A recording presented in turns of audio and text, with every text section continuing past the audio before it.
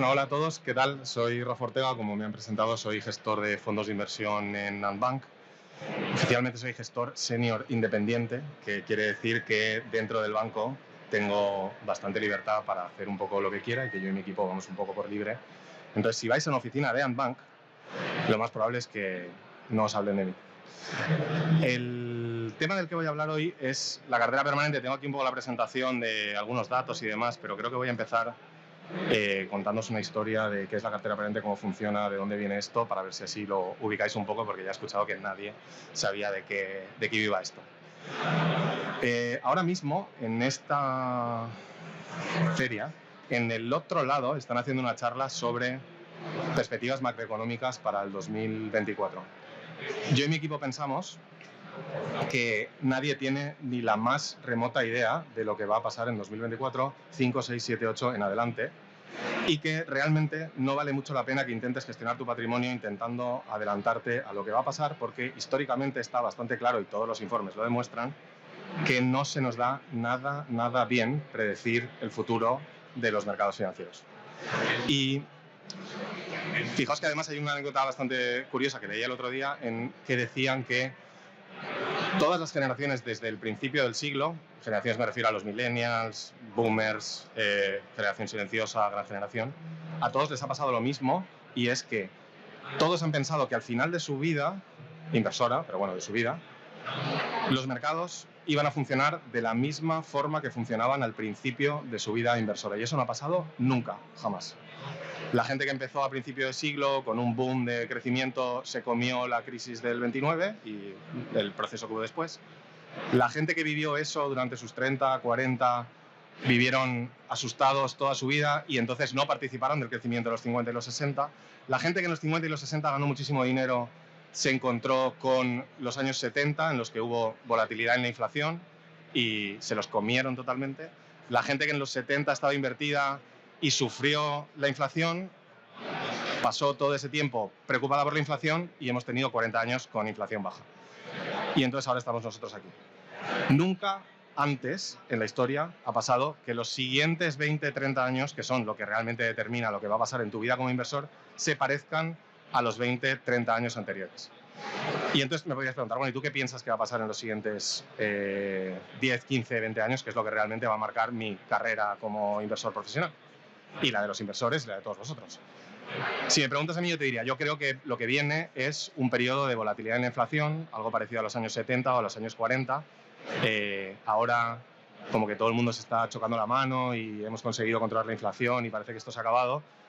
Esto, de nuevo, no ha pasado nunca, que en la primera ronda de control de la inflación controlemos la inflación. Nunca en la historia ha pasado, igual esta vez es diferente, vete tú a saber, pero aún así, lo que yo os quiero decir es que, aunque esta es mi opinión, yo no gestiono ni mi capital ni el de mis clientes pensando en que eso es lo que va a ocurrir. Porque yo lo que creo es que no es predecible ni el qué va a ocurrir, ni el cómo va a ocurrir, ni el cuándo va a ocurrir. Y tienes que acertar esas tres cosas si realmente quieres ganar dinero invirtiendo con una perspectiva macro. Y os cuento todo esto porque aunque no sabes lo que va a ocurrir, el futuro económico está acotado. Y esto quiere decir que, con esto quiero decir que en el futuro o tenemos más crecimiento o tenemos menos crecimiento, y o tenemos más inflación o tenemos menos inflación. Y diréis, bueno, es menuda obviedad, ¿no? Esto es una chorrada. Y entonces sí que es una chorrada, pero no lo es porque eso quiere decir que el futuro económico está acotado. Es decir, que pase lo que pase, independientemente de quién gane qué elecciones, qué acciones, qué tecnológicas, que da igual, en algún momento, en cualquier momento nos vamos a mover en algún lugar de una gráfica donde el eje X es crecimiento o recesión y el eje Y es inflación y deflación. En algún lugar de esa gráfica te vas a encontrar siempre, en cualquier momento, y ese punto se moverá hacia un lado o hacia otro. Y os cuento esto porque aunque no sabemos dónde nos vamos a encontrar, de hecho muy pocas veces estamos de acuerdo en dónde estamos en cada momento, esto se ve más fácil como cuando miras hacia atrás, sí que sabemos que cada uno de los activos en los que podemos invertir, los tipos de activo, las estrategias, los estilos de inversión, todos tienen una relación que es estructural con el ciclo económico, con esa combinación de crecimiento e inflación. Y estructural quiere decir que tiene que ver con los propios mecanismos de asignación de precios. Y eso quiere decir que de lógica tú sabes que, en el más sencillo de los escenarios, si hay crecimiento económico y la inflación es baja, las empresas les resulta fácil vender sus productos y servicios. Además, como la inflación es baja, tú puedes comprar, mantener cosas y venderlas luego y eso no te afecta mucho, es fácil planificar. Y en agregado, lo normal es que las empresas ganen dinero cuando hay crecimiento, se financian fácil, la gente tiene dinero y no hay inflación. Y entonces, cuando hay crecimiento económico, las bolsas acaban reflejando esto y suben. Esto no se ve día a día, mes a mes, pero si coges periodos de 6 meses, un año y medio, 2 años, es bastante lógico. Y esto pasa igual con los bonos, que evidentemente si hay deflación, tus cupones valen más, si los tipos bajan, tus cupones valen más, la renta fija sube. Pasa igual con el oro, pasa igual con todas las commodities, pasa igual con todos los estilos de inversión. Tú puedes destilar cuál es la relación estructural entre un estilo de inversión, un activo, una forma de invertir y el ciclo económico. Y lo puedes mapear. O sea, tú podrías tener un mapa en el que en cada escenario económico, y de hecho esto casi todas las gestoras en algún sitio lo habréis visto, lo tienen, el value funciona en este momento del ciclo, growth funciona en esta parte del ciclo, este tipo de bono funciona mejor aquí y este otro funciona mejor allá. Como no sé qué es lo que va a pasar, pero sí que sé que los activos funcionan mejor y peor en cada uno de estos escenarios, tú podrías empezar a buscar cómo equilibro estos activos y estrategias de forma que llegues a una cartera que lo vaya a hacer más o menos bien, pase lo que pase, porque todos tienen un escenario en el que van bien y uno en el que van mal. Y estos normalmente se equilibran, ¿no? Son, digamos que hay unos que son la pieza contraria del otro, ¿no? Se complementan. Sin embargo, como en los últimos 20, 30 años, desde el 2009 básicamente, no ha hecho falta nada más que acciones y bonos, porque encima acciones y bonos han estado negativamente correlacionados, o sea que cuando la renta variable subía, los bonos bajaban y sobre todo, lo más importante, cuando la renta variable ha caído, los bonos han subido. Eso ha sido verdad los últimos 20 años, pero no los anteriores 20, y eso como que parece que se ha olvidado. Con el auge de la inversión indexada, todo esto ha favorecido un poco que esta parte como que se nos olvide, porque sencillamente no ha hecho falta desde los 70. Y entonces, hablando de los 70, esto no lo voy a usar. Luego, si estáis interesados, os enseño unos números, pero a final de los años 70, un tipo de Nueva York, que era asesor financiero, se llamaba Harry Brown. Este tipo había especulado muy fuerte contra el dólar y le había salido bien y había ganado una pequeña fortuna para él sobre todo, pero también para algunos clientes que ya tenía. Era asesor financiero. Y entonces este tipo, después de ya sentado un poco encima de su montón de dinero, empezó a darle una vuelta y se dio cuenta de que realmente lo que había tenido era muchísima suerte. Porque los motivos que le llevaron acertadamente a especular contra el dólar y a generar esa fortuna hubieran sido igual de válidos 3 o 4 años antes de que él empezara esa operación. Y si hubiera empezado a invertir o hubiera tomado esa posición 3 o 4 años antes, en el que, insisto, era igual de lógico y además se hubiera cumplido, o sea, tenía razón, pero 3 o 4 años antes se hubiera arruinado y acertando 4 años después se forró. Y él, en un ejercicio de humildad absoluta, se dio cuenta de esto y dijo, bueno, realmente he tenido una suerte increíble. ¿Será que hay alguna manera de invertir de forma que yo sepa que, como decía antes, más o menos me vaya a salir bien la cosa, pase lo que pase? Y entonces, con eso, él planteó lo que llamó la cartera permanente. Ahora os explico un poco en qué consiste la cartera permanente, es muy fácil. ¿Vale? El tipo dijo, bueno, si cuando hay crecimiento las acciones van bien, cuando hay deflación los bonos van bien, cuando hay inflación monetaria el oro te protege, y cuando hay una recesión, en realidad realmente a largo nada va bien en una recesión, pero él definía recesión como una crisis de liquidez. Y entonces, cuando no hay liquidez, lo que funciona es algo que te proteja del shock, y lo que funciona a medio plazo es tú aportar la liquidez, y entonces no ganas, pero bueno, proteges un poco, compras, y ahí es donde puedes ganar un poco más adelante, ¿no? Entonces dijo, bueno, pues cuando hay una recesión, especialmente si es muy dura, el efectivo, pero en realidad la renta fija de ultra corto plazo, o algo súper seguro de muy corto plazo, de bajo riesgo, te protegería de ese escenario. Y entonces, si yo no sé cuál escenario es el que va a reinar y le asigno un 25% de probabilidad a cada uno, ¿no tendría que esto funcionar más o menos bien? Porque pase lo que pase, tengo el activo que te va a proteger Cuando uno vaya bien, crecerá, venderé un poquito, compraré el que lo está haciendo mal y como sabemos que hay ciclos económicos, en algún momento esto va a revertir y esto es como que yo estoy comprando un poco, es un poco el mismo principio que la inversión indexada, pero con más piezas. Vendo lo que está funcionando en el momento alto del ciclo y luego voy comprando lo que no por debajo. Dijo, esto más o menos debería de funcionar y él estimó que esto debería de darte entre un 3 y un 5%, vamos a decir que es un 4% por encima de la inflación, a largo plazo, pase lo que pase. Y 40 años después, eso es exactamente lo que ha pasado en cualquier lugar del mundo donde tú hayas implementado esta estrategia. Hay una particularidad para que lo puedas implementar con éxito y es que los activos tienen que ser de una zona económica concreta para que esos ciclos de crecimiento, deflación e inflación estén acompasados. Es decir, que si tú él era americano, entonces su cartera era S&P 500, bonos americanos, dólares, oro. Si eres europeo, pues tendría que ser Eurostoxx, bonos españoles, por supuesto, no, bonos alemanes, oro y euros. Y esto lo puedes hacer en cualquier país que tenga una economía más o menos estable, un banco central y su propia moneda en una zona económica. Entonces, esos son 8, básicamente.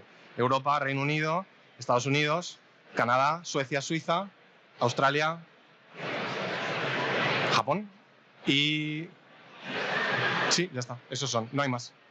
En cualquier otro sitio, por ejemplo, si es argentino, pues esto ya no funciona tan bien y tienes que buscar una versión global de esto, ¿no?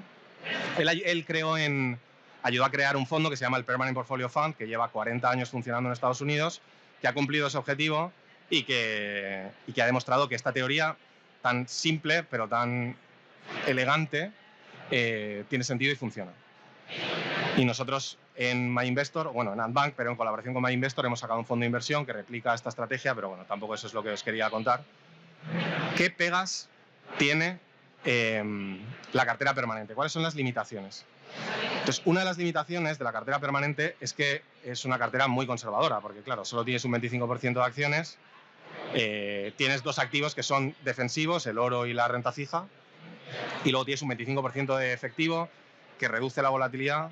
Entonces, el resultado de esto es una cartera que, una cosa que no he dicho, pero que es importante, es que además de que esa es la rentabilidad a largo plazo, la gracia de esta cartera es que como funciona más o menos bien en todas las fases del ciclo, alcanzas la rentabilidad de medio plazo mucho antes de lo que la renta variable alcanza la rentabilidad de medio plazo o mucho antes de lo que una cartera de acciones y bonos tradicional alcanza la rentabilidad del medio largo plazo, ¿no? O sea, es mucho más consistente en ofrecerte esos retornos por ese efecto de los rebalanceos y por el efecto de que estás más o menos cubierto pase lo que pase.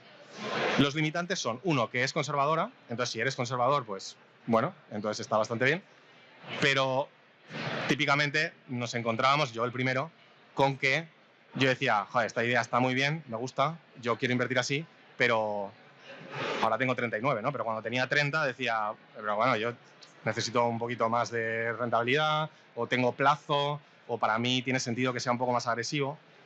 Y entonces el problema es que esto sencillamente te limitaba, ¿no? Y bueno, sí que hay opciones, sobredimensiona la parte de acciones y entonces ten la mitad acciones y la otra mitad una cartera permanente y ya tienes como la mitad es renta variable y la mitad es una defensa medio todoterreno, ¿no? Pero bueno, aún así estás asumiendo más riesgo de ciclo económico, deja de ser verdaderamente una cosa que funciona más o menos bien pase lo que pase, pero era como lo mejor que podías hacer en ese momento. El otro limitante es que esto se lo inventó un señor de Nueva York en 1979, entonces ahora hay algunas herramientas que sencillamente Brown no tenía disponibles en 1979. Hay algunos activos, especialmente materias primas, commodities, petróleo, tal, cosas así, que tienen esa relación estructural que os decía yo con el ciclo económico, que antes no podías incorporar a tu cartera, pero que ahora es bastante más fácil que las incorpores. Y otra cosa, que es también un limitante, pero también puede ser una virtud, depende de cómo lo quieras ver, es que Brown pensó en cómo puedo hacer esto para que no tenga fallo y cómo lo hago para que cualquiera pueda invertir de esta forma. Entonces él pensó, vale, S&P 500, bonos americanos, efectivo, oro, era bastante fácil de construir, bastante fácil de gestionar y no necesitas mucha sofisticación. La realidad es que podríamos ser un poquito más granulares a la hora de diversificar cada una de las exposiciones a cada una de las fases del ciclo económico. Entonces, yo típicamente hablo de... Estas son las ventajas, pero pasamos. En realidad, No es lo mismo una inflación con crecimiento que una inflación en recesión, ni es lo mismo deflación cuando hay crecimiento que deflación cuando hay recesión, ni es lo mismo una recesión suave que una fuerte, ni un crecimiento que se mantiene, pero positivo, que un crecimiento muy fuerte y en plan que se dispara. Entonces realmente hay 8 estaciones y podríamos colocar algún diversificador más o algún elemento más. Entonces los inversores que esto nos gusta, y nos hemos inventado el concepto de diversificación estructural, porque esto Brown nunca lo llamó así, pero eso es como se llama esta filosofía ahora mismo, pues hemos ido andando en qué más piezas, qué más cosas le puedes meter a esta cartera para que te funcione un poquito mejor. Entonces hay 1000 maneras de hacer esto. No hagáis caso a los pesos, simplemente es como para que veáis que se le pueden meter algunas piezas alternativas que si abres la mano completamente, como lo haría yo y como a mí me gusta, te faltan activos. Hay, por ejemplo, bonos con protección a la inflación, que antes no estaban. Tienes todo el set de materias primas, agriculturales, metales, energías, incluso ahora puedes invertir en volatilidad. Hay un montón de cosas que tú puedes meter de una forma mucho más sencilla que antes. Y luego, la última parte es que, aparte de activos y estilos de inversión que funcionan mejor y peor en cada momento, en cada escenario económico, hay otra cosa que llamamos los entornos de mercado. Entorno de mercado quiere decir, ahora la volatilidad está muy alta, muy baja, o estamos en un mercado lateral, o en un mercado con una tendencia muy fuerte, o en un mercado que se está hundiendo. Distintas maneras de gestionar la misma cesta de activos te genera lo que se llaman distintos perfiles de retorno, que quiere decir que los mismos activos gestionados con distintas reglas de gestión te generan también distintos resultados, y entonces también puedes diversificar en esa línea. Como tenemos media hora, no me voy a entretener a los distintos estilos, cuáles son los activos o las maneras de hacerlo, pero simplemente que entendáis que hay activos y estrategias, y que cada activo y cada estrategia tiene un escenario económico y un entorno de mercado en el que funciona mejor, y un escenario económico y un entorno de mercado en el que funciona peor. Y eso lo puedes mapear y lo puedes casar. Hay muchas maneras de hacerlo, yo tengo una forma, otros gestores tienen otra, ¿no? Pero si todo esto lo haces y lo casas, acabas con una cartera que está mejor diversificada y que es más estable frente a cualquier escenario del ciclo económico. De nuevo, ¿cuál es el problema de hacer esto? El problema de hacer esto es que cuantos más diversificadores meto y mejor diversificada está la cartera, menos volátil es, y la rentabilidad por unidad de riesgo es superior, pero la rentabilidad otra vez es inferior. Entonces yo te puedo hacer una cartera que es inmune prácticamente al ciclo económico, pero es súper conservador. Y entonces, de nuevo, si eres súper conservador, esto está muy bien, pero si eres alguien que quiere algo más de rentabilidad, pues esto también está un poco limitado. Y entonces, ¿qué es lo que os he venido a contar aquí hoy? Y que creo que soy la única persona en España que habla de este tema. La solución a esto en realidad es teóricamente bastante fácil. Si yo te he creado una cartera que tiene una volatilidad de un 6% y un retorno riesgo muy alto, y pudiera coger el mismo perfil de retorno y le doy un 10% de volatilidad, que es lo que tiene una cartera 60-40, mi retorno riesgo es mejor, la cartera es más estable, yo debería de poder batir al 60-40 con la gorra. Y si hago lo mismo con el SP500, o sea, si yo puedo coger esta cartera que tiene una volatilidad de un 4 o un 5% y puedo hacer de alguna forma que esto tenga un 15% de volatilidad, entonces tendré una cartera que es inmune al ciclo económico, es volátil porque tiene un 15% de volatilidad, ya no es tan camino suave, pero lo va a hacer razonablemente bien, pase lo que pase, y ya puede competir con algo que es muy rentable porque tiene la volatilidad suficiente como para hacerlo, ¿no? ¿Cuál es el problema? Que esto, que a mí se me ocurrió, no se me ocurrió, lo leí o sabía que se podía hacer desde hace mucho tiempo, para poder hacerlo tenías que ser americano, tener 1.000 millones de euros o dólares bajo gestión y tu propia mesa de derivados. Y entonces yo ni era americano, ni tenía 1.000 millones de euros bajo gestión, ni tenía mi propia mesa de derivados para implementarlo, ni la tengo aún. Estoy a 100 millones y ya me parece bastante. ¿Qué es lo que ha pasado en el último año?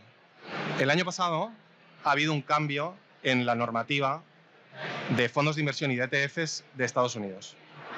En Estados Unidos ahora los fondos de inversión y los ETFs pueden invertir en futuros de una forma que hasta hace nada, hasta hace un año, literalmente no podían hacer. Y eso ha permitido, y no sé, no creo que me dé tiempo a explicar cómo, pero eso ha permitido que tú ahora puedas tener las herramientas o las piezas que te permiten sumar esa volatilidad a este tipo de carteras todoterreno en formato ETF o en formato fondo de inversión, lo cual a mí me permite, y a cualquier gestor abierto de mente, coger esas piezas, tratarlas como si fueran activos y crear una asignación de activos que haga que esas carteras todoterreno las puedas colocar a un 9, a un 10, a un 14, a un 15% de volatilidad. Y esto en el último año ha significado que hay una nueva industria de ETFs y fondos de inversión que acaba de nacer.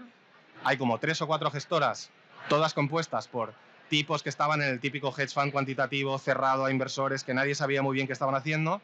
Se salen 2, montan su propia gestora, eso lo paquetizan en un ETF, le baja el coste de 2% y 20% de éxito a 0,9, y entonces ahora las planes de pensiones que no tienen 1.000 millones, los asesores financieros americanos, todos estos tienen herramientas para empezar a construir este tipo de carteras. En Europa, la WisdomTree, que no sé si está por aquí, pero es una gestora de mucho renombre en Estados Unidos y en Europa, es como la casa que más patrimonio ha levantado en este tipo de estrategias, en este tipo de piezas, porque luego depende de cómo las uses, pero en este tipo de ETFs han levantado como 1.000 millones de dólares. En Europa han sacado el mismo ETF que es el que más patrimonio ha captado en Estados Unidos, han hecho la versión europea.